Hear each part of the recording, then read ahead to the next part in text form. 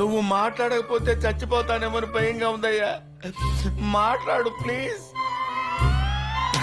మిత్రులందరికీ నమస్కారం. ఫ్రెండ్స్, డిఎస్సికి సంబంధించిన తాజా పరిస్థితి గురించి క్లారిటీగా ఈ వీడియోలో విశ్లేషణ చేసే ప్రయత్నం అయితే చేద్దాం. ఫ్రెండ్స్, కేంద్ర ఎలక్షన్ కమిషన్ నుంచి ఇప్పటి వరకు ఎటువంటి అఫీషియల్ ఇన్ఫర్మేషన్ అయితే లేదు, ఎటువంటి అఫీషియల్ స్టేట్మెంట్ అయితే రాలేదు. ఇక పాఠశాల విద్యాశాఖ అధికారులు కూడా ఎటువంటి నిర్ణయాన్ని కూడా తీసుకుని వెల్లడించలేదు. మనకి ఒక పాయింట్పై పూర్తి క్లారిటీ అయితే వచ్చింది. మార్చి 30వ తారీఖు, మార్చి 31, 1వ తారీఖు ఏప్రిల్, 2వ తారీఖు ఏప్రిల్, 3వ తారీఖు ఏప్రిల్, మొత్తంగా మార్చి 30 నుంచి ఏప్రిల్ 3 వరకు మొత్తం 5 రోజుల పాటు 10 సెషన్లలో ఎస్జిడి సెకండరీ గ్రేడ్ టీచర్కి సంబంధించి షెడ్యూల్ ఏదైతే ప్రకటించారో ఈ షెడ్యూల్ ప్రకారం డిఎస్సికి సంబంధించి పరీక్షలు అయితే జరిగే అవకాశాలు లేవు. ఎందుకు లేవయ్యా అనే విషయానికి వచ్చినట్లయితే మనకి వెబ్ ఆప్షన్లు పెట్టుకోవడానికి కనీసం తక్కువలో తక్కువ 3 రోజుల సమయం అయితే ఇవ్వాలి. ఇక్కడ వెబ్ ఆప్షన్లు అంటే పరీక్ష కేంద్రాల ఎంపికకి సంబంధించి మీరు ఏ జిల్లాలో పరీక్ష రాయాలనుకుంటున్నారు, దాంతోపాటుగా మీరు సొంత జిల్లా అప్లికేషన్తో మీరు లోకల్ జిల్లా పోస్టులకి పోటీ పడాలనుకుంటున్నారు లేదా నాన్ లోకల్ కింద పోటీ పడాలనుకుంటున్నారు అనేది కూడా వెబ్ ఆప్షన్లతో పాటే లోకల్ నాన్ లోకల్ ఆప్షన్ కూడా ఇస్తామని చెప్పారు. కాబట్టి కనీసం తక్కువలో తక్కువ 3 రోజులు వెబ్ ఆప్షన్లకు కేటాయించాలి. కానీ వెబ్ ఆప్షన్ల ప్రక్రియ ఇప్పటి వరకు ఓపెన్ కాలేదు. అసలు వెబ్ ఆప్షన్ లోపలికి కావాలంటే ముందుగా టీచర్ ఎలిజిబిలిటీ టెస్ట్ టెట్కి సంబంధించిన ఫైనల్ రిజల్ట్ అనేది నార్మలైజ్డ్ యాడ్ స్కోర్లతో కలుపుకున్న ఏదైతే రిజల్ట్ ఉంటుందో ఆ రిజల్ట్ అనేది విడుదల కావాల్సి ఉంటుంది. అది కూడా ఇప్పటి వరకు ఎటువంటి ఈసీ నుంచి పర్మిషన్ లేకపోవడంతో దాన్ని కూడా విడుదల చేయలేదు. ప్రాసెస్ ఏమాత్రం ముందుకు వెళ్ళలేదు. మనకి ఆంధ్రప్రదేశ్లో సార్వత్రిక ఎన్నికలకు సంబంధించిన నామినేషన్లకు సంబంధించిన ప్రాసెస్ స్టార్ట్ అవ్వడానికి సంబంధించి నోటిఫికేషన్ అనేది ఏప్రిల్ 18వ తారీఖున స్టార్ట్ కావడం జరుగుతుంది. ఏప్రిల్ 25వ తారీఖు వరకు కూడా నామినేషన్లు అయితే తీసుకుంటారు. నామినేషన్ విత్డ్రా వచ్చేసరికి 29 ఏప్రిల్, పోలింగ్ వచ్చేసరికి మే 13 అని చెప్పేసి క్లారిటీ ఇచ్చారు. కాబట్టి ఏప్రిల్ 18 తర్వాత డిఎస్సికి సంబంధించి పరీక్షలు రీషెడ్యూల్ చేసి స్టార్ట్ చేయడం ఇంపాసిబుల్. ఈ విషయాన్ని గుర్తుపెట్టుకోండి. ఎవరికి వారు స్వతంత్రంగా ఎన్నికల్లో పాల్గొనే పోటీ చేసే అధికారం అయితే ఉంటుంది. కాబట్టి ఇక్కడ ఏప్రిల్ 18వ తారీఖు నుంచి ఎగ్జామ్స్ అనేవి పెట్టడం ప్రభుత్వానికి పెద్ద సవాల్గానే ఉంటుంది. విద్యాశాఖ అధికారులకు పెద్ద సవాల్ ఇది. గత 4 సంవత్సరాల 7 నెలలుగా రాని డిఎస్సి నోటిఫికేషన్ ఇప్పుడు వచ్చి కేవలం 2 నెలల్లో పరీక్షలకు సంబంధించి షెడ్యూల్ ప్రకటించడంపై విద్యాశాఖ ప్రస్తుత ప్రభుత్వానికి కొమ్ము కాస్తుందా అనేది కేంద్ర ఎలక్షన్ కమిషన్ నిర్ణయం తీసుకోవాల్సి ఉంటుంది. కేంద్ర ఎలక్షన్ కమిషన్కి పరీక్షల నిర్వహణకు సంబంధించి టెట్ ఫలితాల విడుదలకు సంబంధించి నివేదిక అయితే వెళ్ళినా ఇప్పటి వరకు కనీసం దీనిపై ఎటువంటి స్టేట్మెంట్ అయితే చేయలేదు. కేంద్ర ఎలక్షన్ కమిషన్ ఎటువంటి స్టేట్మెంట్ ఇవ్వకపోతే ఆంధ్రప్రదేశ్ పాఠశాల విద్యాశాఖ అధికారులు 1 ఇంచు కూడా ఈ పరీక్షలకు సంబంధించి ఈ నోటిఫికేషన్ని ముందుకు తీసుకువెళ్లే అవకాశం అయితే ఉండదు.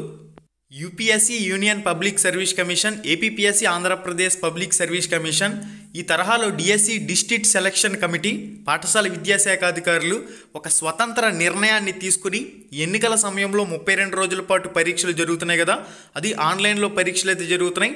అభ్యర్థులు పరీక్షలను వాయిదా వేయాలని కోరుతున్న నేపథ్యంలో ఖచ్చితంగా ఆఫ్టర్ ఎలక్షన్స్కి పరీక్షల్ని పోస్ట్ పోన్ చేస్తూ ఆంధ్రప్రదేశ్ పాఠశాల విద్యాశాఖ అధికారులు డిస్ట్రిక్ట్ సెలక్షన్ కమిటీ డిఎస్సి వీళ్ళు నిర్ణయాన్ని తీసుకుని స్వతంత్రంగా ప్రకటించే స్వేచ్ఛ ఉన్నప్పటికీ ఈ పాఠశాల విద్యాశాఖ అధికారులు ప్రస్తుత ప్రభుత్వానికి కొమ్ము కాస్తూ డిఎస్సి అభ్యర్థులను తీవ్ర ఒత్తిడికి గురి చేసే విధంగా రోజుకో పూటకో ప్రకటన చేశారు.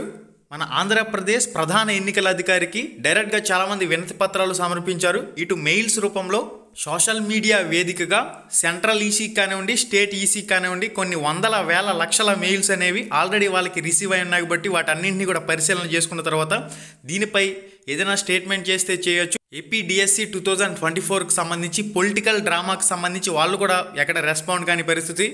మనం జనరల్గా విశ్లేషణ చేసినట్లయితే ఎన్నికల కమిషన్ పర్మిషన్ ఇచ్చి పరీక్షలు రీషెడ్యూల్ చేసి వెబ్ ఆప్షన్లు ఇచ్చి టెట్ రిజల్ట్ ఇచ్చి హాల్ టికెట్స్ అనేవి ఎగ్జామ్ కంటే ఒక 5 రోజులు ముందుగా విడుదల చేయాలి. హాల్ టికెట్లు అనేవి విడుదల చేసి ఇటువంటి సమయంలో పొలిటికల్ హాట్ హీట్ మూమెంట్లో ఎగ్జామ్స్ అనేవి కండక్ట్ చేయడం సాధ్యమవుతుందా అనేది చూసినట్లయితే చాలా కష్టంతో కూడుకున్న ప్రక్రియ. ప్రతి చిన్న అంశాన్ని కూడా కేంద్ర ఎలక్షన్ కమిషన్ దృష్టికి తీసుకువెళ్ళి వాళ్ళ పర్మిషన్ తీసుకోవాల్సి వస్తుంది.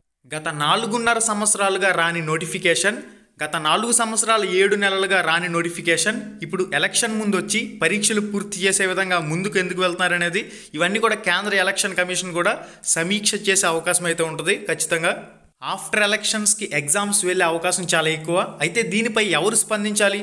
కేంద్ర ఎలక్షన్ కమిషన్ మనకి స్పష్టమైన ఆదేశాలు ఇవ్వాల్సి ఉంటుంది. దానికి సంబంధించి మనకి ఎటువంటి అఫీషియల్ అప్డేట్ వచ్చినా తప్పకుండా నేను మీకు తెలియజేస్తాను.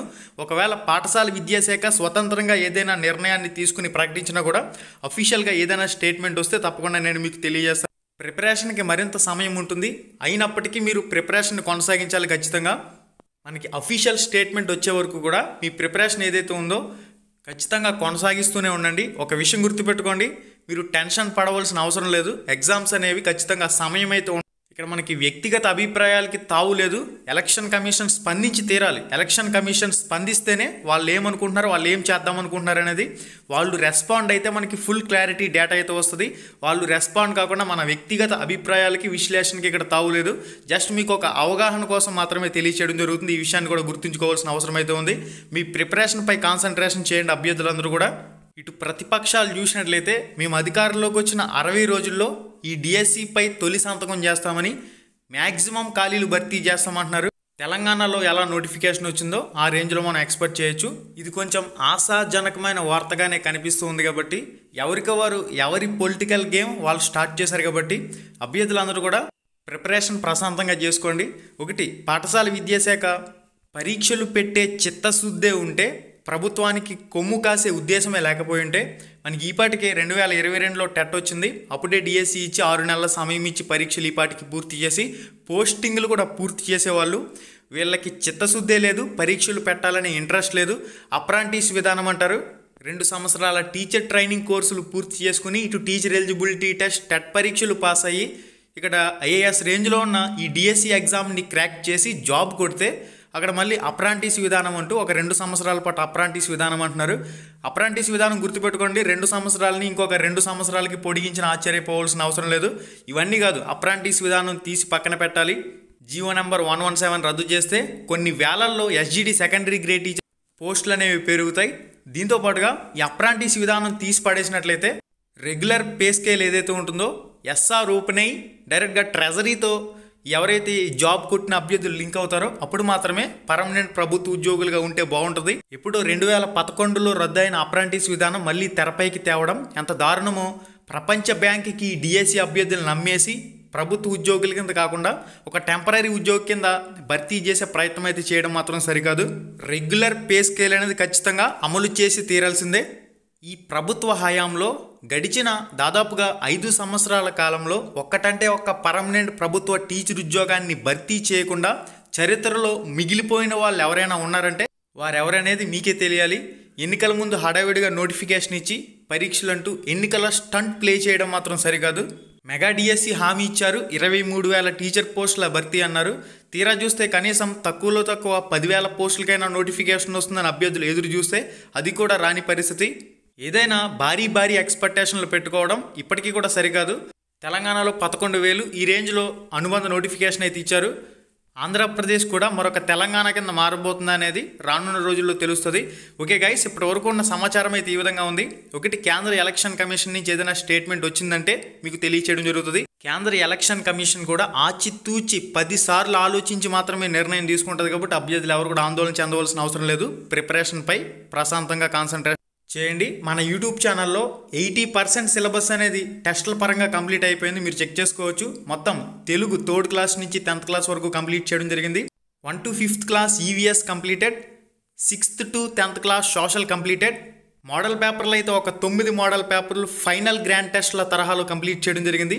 దాంతోపాటుగా విద్యా దృక్పథాలు, జీకే, కరెంట్ అఫైర్స్కి సంబంధించి లాస్ట్ 6 months పై కూడా టెస్టులు అయితే పెట్టడం జరిగింది. ఓవరాల్గా రామ్రమేష్ education.in అనే వెబ్సైట్ ఏదైతే ఉంది ఈ వెబ్సైట్లో ట్రై మెథడ్స్ సిలబస్ అంతా కూడా కంప్లీట్ చేయడం జరిగింది. ట్రై మెథడ్స్పై ఓవరాల్ సిలబస్ మొత్తం ఏదైతే సిలబస్ ఉందో ఆ సిలబస్ అంతటిపైన కూడా రామ్రమేష్ education.in అనే వెబ్సైట్లో ట్రై మెథడ్స్ పరంగా కంప్లీట్ టెస్టులు అనేవి ఉన్నాయి. రాష్ట్రంలో ఎవరు ఇవ్వని విధంగా ఫ్రీగా రామ్రమేష్ education.in అనే వెబ్సైట్లో అన్ని సబ్జెక్టులకు సంబంధించి అన్ని టాపిక్లు కవర్ చేసే విధంగా టెస్టులు అయితే ఉన్నాయి. దాదాపుగా 800 టెస్టుల వరకు సుమారు ఉంటాయి. ఒకసారి మీరు వెబ్సైట్ ఓపెన్ చేసుకుని ప్రతి టెస్ట్ పక్కనే మీకు టైటిల్ ఉంటుంది. ఆ టైటిల్ టెస్ట్ ఏంటనేది మీకు క్లారిటీగా తెలియజేస్తుంది.